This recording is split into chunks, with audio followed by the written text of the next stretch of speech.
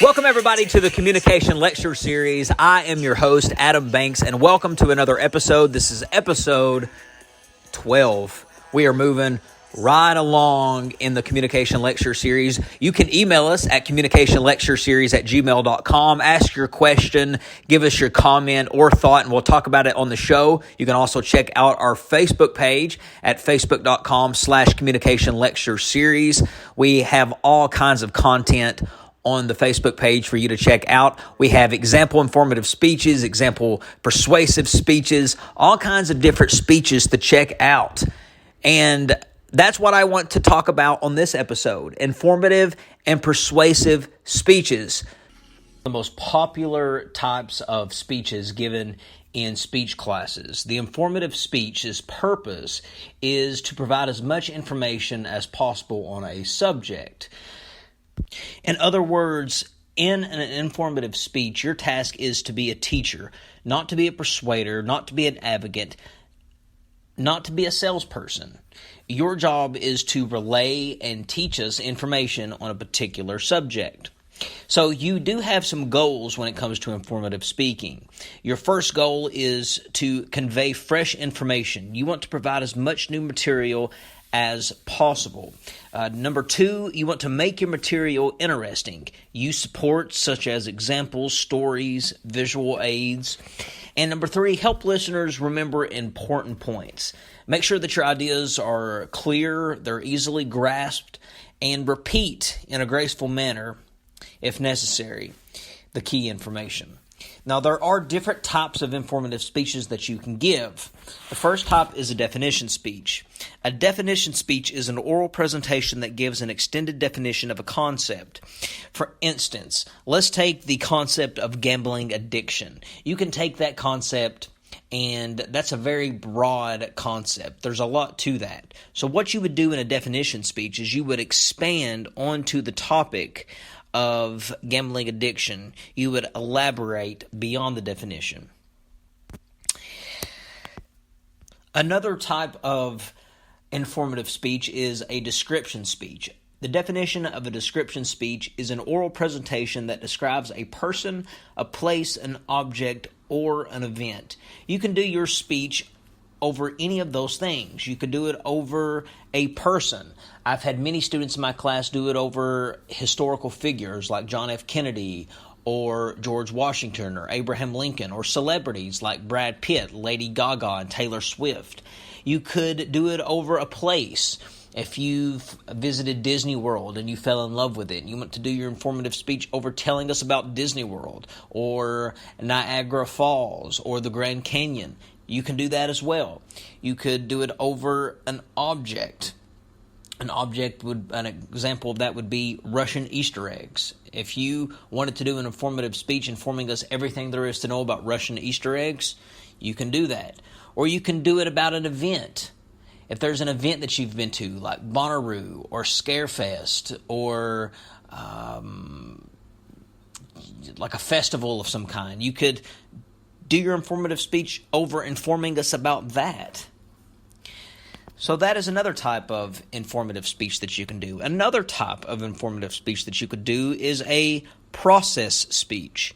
A process speech is an oral presentation that analyzes how to do something or how something works. Now, there are two kinds of process speeches. In this first kind, you show the listeners how to perform a process so they can actually use the skills later. This is sometimes called a demonstration speech. Here are some examples of specific purpose statements for this kind of speech. To demonstrate to my audience how to perform daily exercises to avoid and relieve back pain.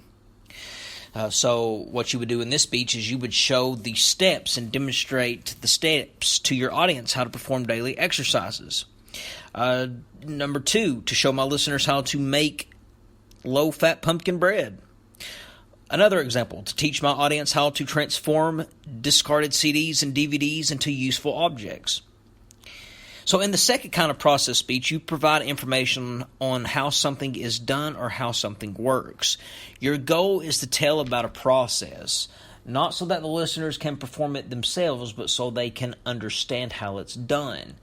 For instance, Counterfeit money, I find fascinating how people create counterfeit money. If you know how people do it, there's obviously a step-by-step process to it. If you know how it's done, I think that would be a very interesting, informative speech. That would be a very interesting process speech on how something is done, how counterfeit money is made. So when you do these, if you do these informative speeches and you decide to do a process speech, you should always use visual aids. In some speeches, you can use a live demonstration. For instance, if you wanted to show how to treat a burn victim, you could use a volunteer and demonstrate the correct steps. In other speeches, PowerPoint slides and videos are very effective. For instance, if a student speaker did a speech on how to change a flat tire, you could use a video with the sound off to illustrate the steps of the process. Also, you need to involve the audience in physical activity whenever possible. If you involve your audience in physical activity, what you're doing is capitalizing on more than just the listener's sense of hearing and seeing. You are bringing in touch and movement. There's this old saying that people say. It's called, I hear and I forget, I see and I remember, I do and I understand. So think about those words of wisdom there. Think about that. Okay. Another type of informative speech is an explanation speech. An explanation speech is an oral presentation that explains a concept or a situation. For this type of speech, you're going to be doing in-depth research using books, articles, interviews, rather than relying on your own experiences.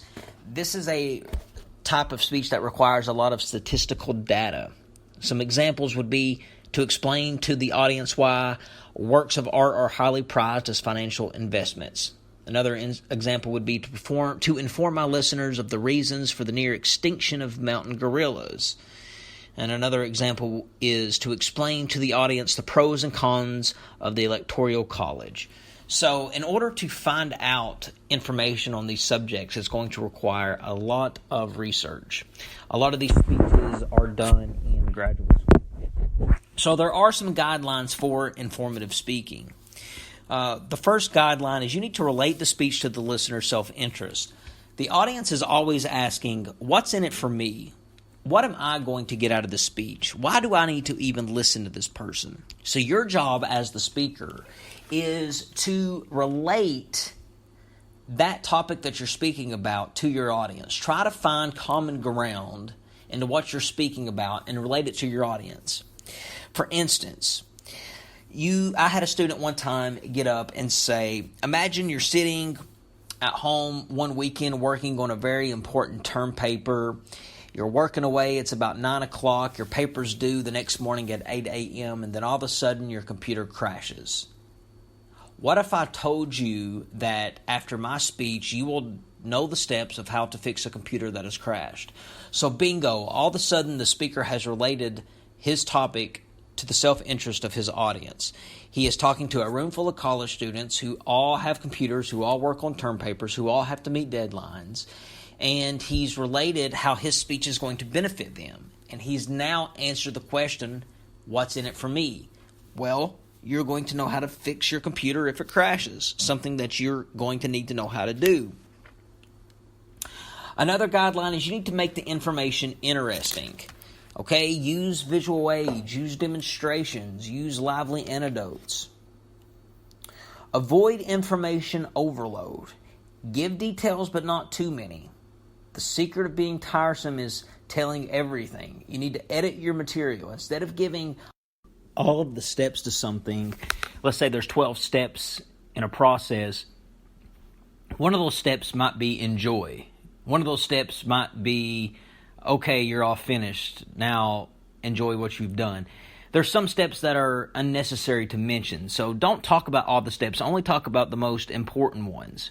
You should also tailor information for each audience. A common mistake is to assume that your listeners possess the same knowledge that you possessed. Yeah, you know that the earth revolves around the sun, but 1 in 5 adults thinks that the sun revolves around the earth. 1 in 7 adults can't find the United States on a world map. Many college students think that Islam is the dominant religion in South America. So you need to make sure that just because you know it and it's common knowledge for you doesn't mean that it is common knowledge for your audience. Find out in advance what your audience knows and doesn't know in your topic, and then you can adapt your information accordingly. Whenever necessary, define the words, explain the concepts, and give background information. You also need to help listeners remember key information. To make sure that the audience retains important details, use these 3 following steps. Repetition, meaning present key ideas and words several times. Presentation aids. Use these sensory channels like visual, hearing, taste, smell, touch, and physical activity. Memory aids. Provide listeners with shortcuts to remembering. It's basically like word association with an image. So, Republican and Democrat, if you were to remember what color represents each party, red is Republican because R is the letter that Republican starts with and the letter red starts with, so you know Republican is red. And then, of course, the only other color left is blue, and that would fall under Democrat. Now, let's transition over to persuasive speaking. Persuasive speaking is actually my favorite type of speaking to do. This is a speech where you are going to have to keep an open mind because you're going to hear things that you don't agree with, you don't like, because everyone is different. Everyone has a different opinion. Everyone has different morals and ethics about them. So there are things that you think that other people don't think. And your job during a persuasive speech is to persuade somebody to think the way you do. So there are 3 main goals with persuasive speaking. The first goal is to win over your listeners. You want your listeners to adopt your view. Second goal is know your subject thoroughly.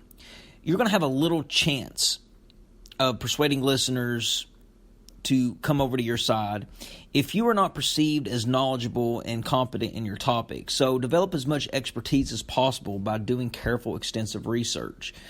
And the third goal is to maintain a high standard of ethical behavior. I've said this in many other episodes, to make sure that you remain moral, you tell the truth, and you keep a high ethical standard. It is your responsibility as a speaker to always tell the truth. So there are different types of persuasive speaking. The first type is the speech to influence thinking. And that is an oral presentation aimed at winning intellectual assent for a concept or proposition. That is where you are trying to change the way someone thinks. Again, you're wanting them to adopt your view. Now, let's say that someone in the audience already believes the way you do. Your job then is to reinforce that way of thinking. Here are some sample specific purpose statements for this kind of speech. These are samples that students have done in the past, and a purpose statement is basically just narrowing down your persuasive topic. Here's some examples. To convince my audience that a paid sabbatical, which is an extended time off, for employees is a good way for companies to avoid job burnout and low morale. So if you believe that companies should give employees time off, with pay, to avoid burnout, then you need to convince your audience to believe that same way. Here's another example. To convince my audience that child geniuses should be permitted to enroll in college classes. So if you feel like that some people are so smart, some children are so smart that they need to be accelerated, they don't need to waste their time going to grades they don't need, and they should be put into college sooner than later, then you can give a presentation on why you believe that and why everyone else should believe that too. Here's another example. To convince my listeners that immigrants continue to enrich American society and business life. So if you feel like that America is a better place with immigrants in it, then there you go. You need to convince people of that same way of thinking. A little subcategory of the speech is called a speech of refutation. And a speech of refutation is an oral counter-argument against a concept or a proposition put forth by others. That is when you want to refute an argument that's been said by many people. Here are some examples. To persuade my audience to reject the widespread belief that everyone needs to consume 8 glasses of water per day. I'm sure you guys have heard that. 7 or 8 glasses of water a day is what we need every single day. That's what's required for our body. So if you think that's just a bunch of malarkey and a bunch of baloney, and you want to refute that, you can do that in a refutation speech. Here's another example. To convince my listeners to reject the idea that tornadoes are incapable of striking large cities. A lot of people think that places like New York, Chicago, Los Angeles, they are exempt from getting tornadoes. But if you know otherwise, you can do a speech of refutation against that. Here's another example. To persuade my audience to disbelieve claims by so-called psychics that they are able to predict future events. So if you think that psychics are phonies, you can refute the whole idea of psychics. Another type of persuasive speech is a speech to motivate action. A speech to motivate action is an oral presentation that tries to impel listeners to take action. This is when you are wanting your listeners to take action on something. If you think that everyone should go out and volunteer, if you think volunteer work is very important and that's something that everyone should do, then you can give a speech on that. If you think that everyone should donate blood, you can give a speech on trying to get people to go out and donate blood. If you feel like recycling is important and you think everyone should recycle, it makes the environment better, then you need to prove to your audience that this is what they need to do and why they need to do it, and you need to convince them to go out and do that. So when you do this type of speech, you need to ask for the precise action that you want. Don't just give the facts and assume that your listeners will know what action to take. Say exactly what you want them to do. Whenever possible, get a response from listeners before they leave the room. You could give the best persuasive speech in the entire world, and you can convince everyone in your audience to go out and do exactly what you want them to do. But it is a natural feeling for us as humans to leave the room and all of our juices stop flowing 10, 15 minutes after we hear that exciting speech, and all of a sudden we are back to reality. We're back to normal. We're no longer under that conviction to where we are being challenged to go out and do something. So you need to strike while the iron is hot. After you've got them convinced that this is what they need to do, you need to motivate them to take action immediately. If you're wanting them to sign a petition, don't just give them a web address of where to go to find that petition. Bring the petition to class and let them sign the petition there.